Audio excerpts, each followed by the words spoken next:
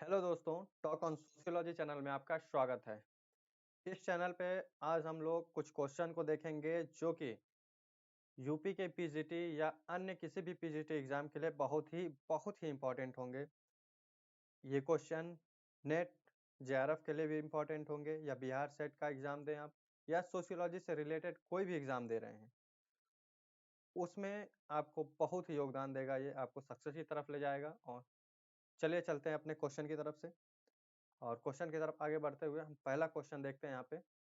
ये हमारा क्वेश्चन है, क्वेश्चन नंबर 1। चलिए देखते हैं।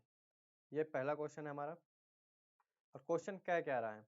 पहला क्वेश्चन है, जब निम्न जाति की एक स्त्री स्त्री ध्यान यहाँ देंगे, निम्न जाति की स्त्री है, ऊंची जाति के पुरुष से विवाह करती है तो इसे क्या कहते हैं? जब निम्न कास्ट की स्त्री उच्च कास्ट के पुरुष से विवाह करती है तो इसे क्या कहते हैं? तो हमारा 4 ऑप्शन है हमारे पास। प्रतिलोम विवाह या बहुविवाह, अनुलोम विवाह या उपयोग सभी। तो इसमें कौन सा सही होगा? तो इसमें सही होगा अनुलोम विवाह। इसको थोड़ा समझते हैं। जो कास्ट सिस्टम है, कास्ट में, जाति में, वर्ग में, अगर इस तरह के स्तरीकृत समाज में जब भी पुरुष मेल जो होता है, देखिए ये मेल का सिंबल है, तो ये जो मेल होता है ये अपर कास्ट का हो और फीमेल लोअर कास्ट की हो। ठीक, फीमेल लोअर कास्ट की हो और अपर कास्ट का मेल हो तो इसे कहते हैं अनुलोम विवाह। वहीं जब फीमेल अपर कास्ट की हो और मेल अर्थात पुरुष निम्न कास्ट का हो तो इसे कौन सा विवाह कहते हैं? तो इसे प्रतिलोम विवाह कहते हैं। ठीक, ये प्रतिलोम विवाह हो जाएगा। इसमें क्या होता है प्रतिलोम विवाह में? प्रतिलोम विवाह में होता है कि स्त्री की जो सामाजिक स्थिति है वो उच्च होती है पुरुष से। चलिए अब हम दूसरे क्वेश्चन पे चलते हैं। हमारा दूसरा क्वेश्चन ये है, urbanisation and family change in India. ये पुस्तक है urbanisation and family change in India. ये किसकी पुस्तक है? तो पहला ऑप्शन है आईपी देसाई, दूसरा है एम शाह, तीसरा एमएस गोरे, चौथा के एम कपाड़िया। तो ये ऑप्शन नंबर सी सही होगा। क्वेश्चन इसको घुमा के भी पूछता है और ये इस तरह बना देता है कि फैमिली पे अर्बनाइजेशन के प्रभाव की बात कौन करता है। बात ध्यान से सुनिएगा। ये तो डायरेक्ट पुस्तक दे दिया कि urbanisation and family change in India किसकी पुस्तक है, तो ये है एमएस गोरे की। लेकिन इसी क्वेश्चन को पलट देता है और इसको घुमा कर दे देता है तो बच्चों का गलत हो जाता है। देता क्या है कि फैमिली पर, परिवार पर अर्बनाइजेशन का इफेक्ट कौन देखता है, प्रभाव का अध्ययन कौन करता है, तो वो क्या होंगे? तो गोरे होंगे। ठीक, अब तीसरा क्वेश्चन हमारा है, थर्ड क्वेश्चन। ये थर्ड क्वेश्चन है, भारत में नातेदारी संगठन का व्यवस्थित अध्ययन किसने किया है? Patrick Giddings, Irawati Karve, IP Desai या एमएस गोरे। तो किसने किया है? तो किए हैं इरावती कर्वे ने। इरावती कर्वे नातेदारी संगठन का भारत में जो नातेदारी व्यवस्था है उसके 4 स्वरूप बताते हैं, 4 क्षेत्रीय स्वरूप बताते हैं और कहती हैं कि कौन कौन से हैं वो उसको देख लेते हैं हम। भारत में 4, पहला तो नॉर्थ इंडिया बताती हैं, दूसरा मिडिल, तीसरा साउथ और चौथा ईस्ट। ये 4 बताते हैं, 4 नातेदारी समूह की बात करती हैं। पहला जो है नॉर्थ, दूसरा मिडिल, तीसरा साउथ और चौथा कौन सा है? ईस्ट है। ठीक, और ये जो है कि संयुक्त परिवार की बात करते हैं इरावती कर्वे। चलिए हम नेक्स्ट क्वेश्चन को देखते हैं। Patrick Giddens. पैट्रिक गिडेंस को आप लोग जानते होंगे, सर्वप्रथम बम्बई में समाजशास्त्र की स्थापना इन्होंने ही किया था। ठीक, तो इन्हें हम कैसे भूल सकते हैं। इनके बाद जो है कि जीएस गुरिया आए थे। तो हमारा नेक्स्ट क्वेश्चन, क्वेश्चन नंबर 4। ये बहुत ही इंपॉर्टेंट क्वेश्चन है और ज़्यादातर लोग इसको गलत करते हैं। ये क्वेश्चन इतना इंपॉर्टेंट है कि जब क्वेश्चन आता है तो लोग ये मान के चलते हैं कि जो हम लगा के आए वो सही है, लेकिन ये हो जाता है गलत। तो चलिए अब भी अपनी किस्मत आजमा लीजिए और क्वेश्चन को देखिए। प्रदत्त बनाम अर्जित प्रतिमान चर के रूप में किसने अंतर किया है? ठीक, प्रदत्त बनाम अर्जित प्रतिमान चर के रूप में किसने अर्जित किया है? आर लिंटन, आर के मर्टन, या पार्सन्स ने किया है, या नॉडेल ने किया है? तो ये 4 ऑप्शन है आपके पास। चारों ऑप्शन में कौन सा सही होगा? तो पार्सन सही होंगे। कितने लोगों का ये क्वेश्चन सही हुआ है कमेंट बॉक्स में जरूर बताइएगा, और कितने लोग गलत किए ये भी जरूर बताएंगे। ठीक, ज़्यादातर लोग क्या करेंगे? तो आर लिंटन लगा देंगे। लिंटन क्यों लगाएंगे? लिंटन इसलिए लगाएंगे कि रॉल्फ लिंटन जो है प्रदत्त और अर्जित परिस्थिति की बात करते हैं। ठीक, भूमिका परिस्थिति में प्रदत्त और अर्जित परिस्थिति की बात करते हैं। वहीं टैलकट पार्सन्स जो है प्रदत्त बनाम अर्जित प्रतिमान चर की बात करते हैं। टैलकट पार्सन्स जो हैं प्रकार्यवादी हैं, आप लोग जानते ही होंगे, ये पक्के प्रकार्यवादी हैं। ठीक, फंक्शनलिस्ट हैं, प्रकार्यवादी, प्रकार्यवादी। और इन्हीं के शिष्य कौन है? मर्टन जी हैं। इन्हीं के शिष्य हैं मर्टन, ये बात याद रखिएगा। ये प्रकार्यवादी होने के हैं, और इन्होंने एक अवधारणा दी है। इनकी अवधारणा का नाम है प्रकार्यात्मक पूर्व आवश्यकताएं। ठीक, और समाज में प्रकार्य बने रहने के लिए प्रकार्यात्मक कुछ पूर्व आवश्यकताएं होती हैं। और कौन सी वो आवश्यकताएं हैं? तो 4 आवश्यकताओं की बात करते हैं। वो चार चार चार कौन सी आवश्यकताएं हैं? तो 4 आवश्यकताएं जो हैं वो एजिल मॉडल देते हैं ये। ठीक, प्रकार्यात्मक पूर्व आवश्यकताओं में ये एजिल मॉडल देते हैं, AGIL। इसको याद रखिएगा। इसको क्रम से भी पूछ लेता है, और ऐसा भी दे देता है कि एजिल मॉडल किसने दिया, या प्रकारात्मक पूर्व आवश्यकताएं कि वो कौन सी 4 आवश्यकताएं हैं। ठीक, तो एजिल मॉडल, ये 4 जो है कि मॉडल देते हैं। उसके बाद पार्सन्स बताते हैं सामाजिक क्रिया के बारे में, और ये कहते हैं कि सामाजिक क्रिया एक व्यक्ति भी कर सकता है। आप अगर वेबर को पढ़ेंगे, तो वेबर या पार्सन्स आप पढ़ेंगे तो वेबर कहते हैं कि सामाजिक क्रिया होने के लिए कम से कम 2 व्यक्ति तो होने आवश्यक हैं। ठीक, वेबर देखिए, वेबर को आप पढ़ते हैं अगर, वेबर को, ठीक, वेबर को पढ़ेंगे, ठीक, थोड़ा राइटिंग में नहीं जाइएगा। तो वेबर को जब आप पढ़ते हैं तो वेबर कहते हैं कि वेबर तो पहली बात 4 प्रकार की सामाजिक क्रिया की बात करते हैं। ठीक, और ये कहते हैं कि सामाजिक क्रिया के लिए 2 व्यक्ति का होना बहुत आवश्यक है, कम से कम 2 व्यक्ति तो हो ही। ठीक, कम से कम 2 व्यक्ति होना चाहिए। वहीं पार्सन्स कहते हैं, वहीं यहाँ पार्सन्स कहते हैं कि एक व्यक्ति भी सामाजिक क्रिया कर सकता है। अब ये देखिए, कहते हैं कि जब व्यक्ति सामाजिक क्रिया करता है तो 3 चीज होने आवश्यक हैं। उन तीन में से अगर किसी एक चीज का अभाव है होगा तो सामाजिक क्रिया नहीं होगा। अब वो 3 इंपॉर्टेंट चीजें कौन कौन सी हैं? तो कौन कौन सी है? पहला तो एक्टर खुद है। ठीक, एक्टर। दूसरा सिचुएशन, ठीक, परिस्थिति, सिचुएशन, दूसरा सिचुएशन है। तीसरा क्या है? तीसरा है मोटिवेशन। क्या है? मोटिवेशन। तो ये 3 चीज का होना बहुत ही आवश्यक है सामाजिक क्रिया में। इसको अगर आपको समझना हो डिटेल में, हम कंपेयर करके समझाए हैं अपने वीडियो में, और वीडियो हम पिन भी कर देंगे, आप जरूर से जाइएगा देखिएगा। वो अगर उस वीडियो को देख लेते हैं तो फिर कोई और वीडियो देखने की जरूरत नहीं पड़ेगी आपको। एक बार उस वीडियो को जरूर से देखिएगा। तो पार्सन्स जो है सामाजिक क्रिया के लिए 3 चीजों को होना बहुत ही आवश्यक बताते हैं। कौन सा? एक्टर, पहला एक्टर, दूसरा सिचुएशन, तीसरा मोटिवेशन। ठीक, अब मोटिवेशन के भी 3 प्रकार बताते हैं। ठीक, मोटिवेशन तीन तरह के मोटिवेशन। ठीक, इसको हम ट्रिक से समझाए हुए हैं अपने वीडियो में, फुल वीडियो में, उसमें जाके आप जरूर देखिएगा इसको। तो मर्टन भी प्रकारवादी हैं, और हाँ, पार्सन्स जो हैं पैटर्न वेरिएबल की बात करते हैं। ठीक, 5 प्रकार के पैटर्न वेरिएबल की बात करते हैं। ठीक, इन सब चीज़ों को आप वीडियो में जाके, फुल वीडियो में जाके आप देख सकते हैं लेक्चर में। तो चलिए अब नेक्स्ट क्वेश्चन हमारा ये 5वां क्वेश्चन है। क्वेश्चन नंबर 5, इमाइल दुर्खीम के धर्म का सिद्धांत जाना जाता है। तो जो इमाइल दुर्खीम का धर्म का सिद्धांत है वो किस लिए जाना जाता है? तो हमारा कौन सा ऑप्शन सही होगा? तो प्रकार्यात्मक। ठीक, किस रूप में जाना जाता है? तो प्रकारात्मक रूप में जाना जाता है। क्यों? प्रकारात्मक रूप में जाना जाता है।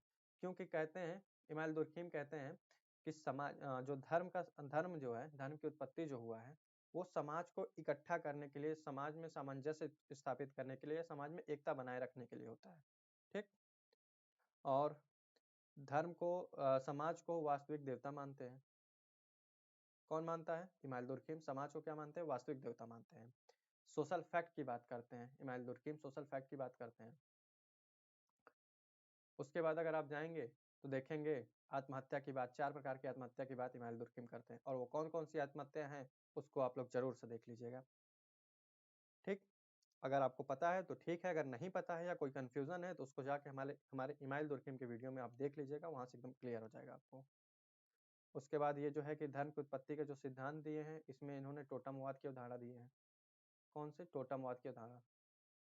अब टोटम क्या होता है इसको डिटेल में जानने के लिए वीडियो देखिए। ठीक।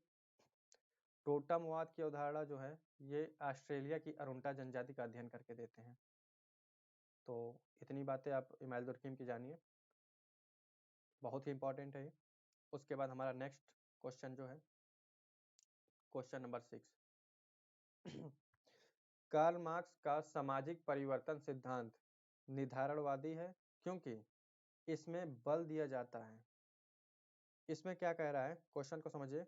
कार्ल मार्क्स का जो सामाजिक परिवर्तन का सिद्धांत है वो निर्धारणवादी क्यों है? किस बात पे बल दिया जाता है कि उसको निर्धारणवादी कहते हैं? तो किस बात पे बल दिया जाता है? तो वो बल दिया जाता है आर्थिक दशा पर। ठीक। कार्ल मार्क्स जो है हर चीजों में आर्थिक की बात करते हैं, पूंजी की बात करते हैं, अर्थव्यवस्था की बात करते हैं, पैसे की बात करते हैं। ठीक। संपत्ति की बात करते हैं। तो ये कार्ल मार्क्स जो है आर्थिक निर्धारणवादी माने जाते हैं, ये बात आप याद रखिएगा। ठीक। कार्ल मार्क्स जो है आर्थिक निर्धारणवादी माने जाते हैं। यही अगर आपसे पूछा जाए कि भौतिक निर्धारणवादी कौन है, तो अगर पता है तो कमेंट बॉक्स में जरूर से आंसर दीजिएगा, भौतिक निर्धारणवादी।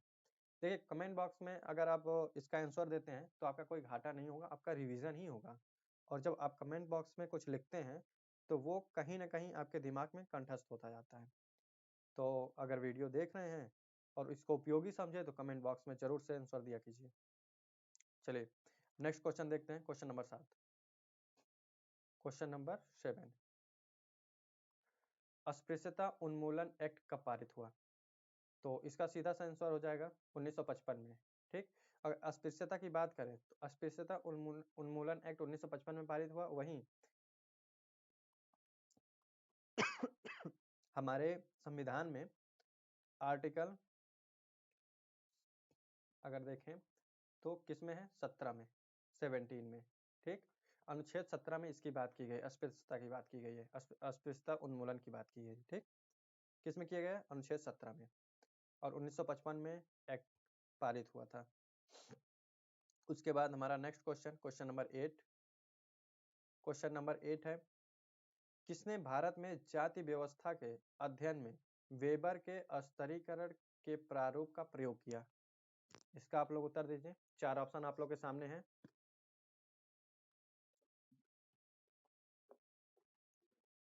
ये 4 ऑप्शन में पहला ऑप्शन जो है जीएस कुरिये, दूसरा आंद्रे बेते, तीसरा एन के बोस, चौथा हट्टन। हाँ तो बताइए, भारत में जाति व्यवस्था के अध्ययन में वेबर के स्तरीकरण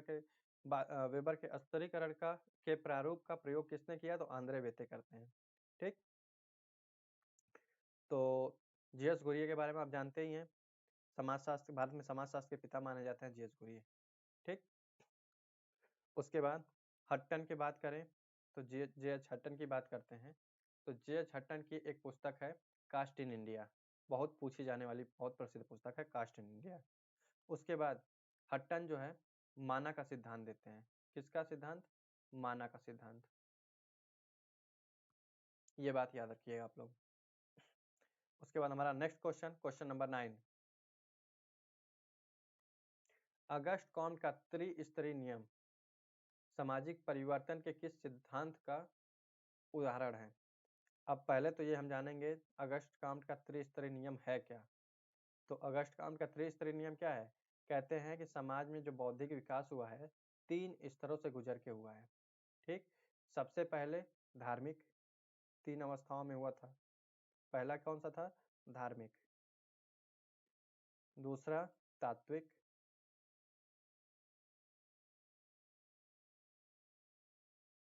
दूसरा कौन सा है? तात्विक। तीसरा वैज्ञानिक या प्रत्यक्षवादी। ये जान लीजिए, प्रत्यक्षवाद की नींव अगर किसी ने रखी है तो वो अगस्ट कॉम्ट ने रखी है। अगस्ट कॉम्ट को प्रत्यक्षवाद का प्रणेता माना जाता है। और अगस्ट कॉम्ट जो है समाजशास्त्र के पिता भी माने जाते हैं। 1838 में समाजशास्त्र की स्थापना इन्होंने किया था। और 1838 में समाजशास्त्र के नाम रखे थे तो सोशियोलॉजी नाम रखने से पूर्व इसका नाम क्या रखे थे? Social physics. ठीक, सामाजिक भौतिकी। क्योंकि ये समाज का जो उस समय सामाजिक उथल पुथल हुआ था। इनका जन्म कब हुआ था अगस्ट कॉम्ट का? तो अगर इनको देखेंगे तो इनका जन्म हुआ था 1798 में। ठीक, 1798 में अगस्ट कॉम्ट का जन्म हुआ था। और इनके जन्म के 10 साल पहले 1789 एक अप्रिय घटना घटी थी जिसको कहते हैं फ्रांस की क्रांति। ठीक, फ्रांस की क्रांति जब हुई थी तो समाज पूरी तरह से अस्त व्यस्त हो गया था, अव्यवस्थित हो गया था। बहुत ज्यादा भ्रष्टाचार या अव्यवस्था बहुत ज्यादा फैल गई थी।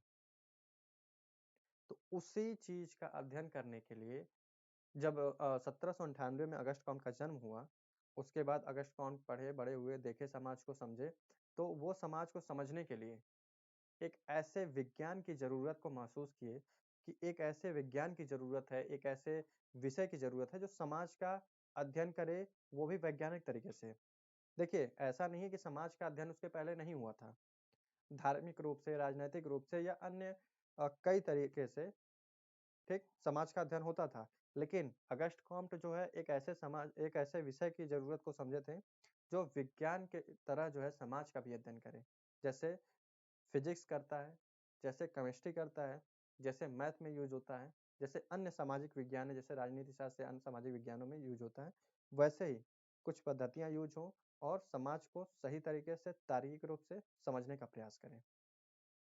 तो इन्होंने इसमें क्या कहे? प्रत्यक्षवादी सिद्धांत देते हैं।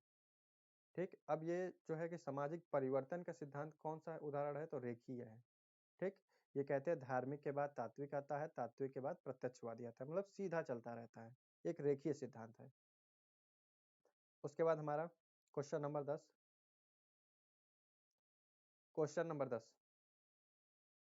एक पुस्तक है मैन एंड सोसाइटी। पुस्तक किसने लिखी है? तो मैन एंड सोसाइटी पुस्तक जो लिखी है वो मैनहीम ने लिखी है। ठीक, मैनहीम। अब जो है फ्रायड, फ्रायड को अगर देखते हैं हम लोग तो फ्रायड के जो है एक सिद्धांत देते हैं ईड, ईगो, सुपर ईगो। ये संस्कृत की बात करते हैं। ठीक, ईड, ईगो और सुपर ईगो की बात करते हैं। ठीक, कूले प्राथमिक समूह की बात करते हैं। प्राथमिक समूह,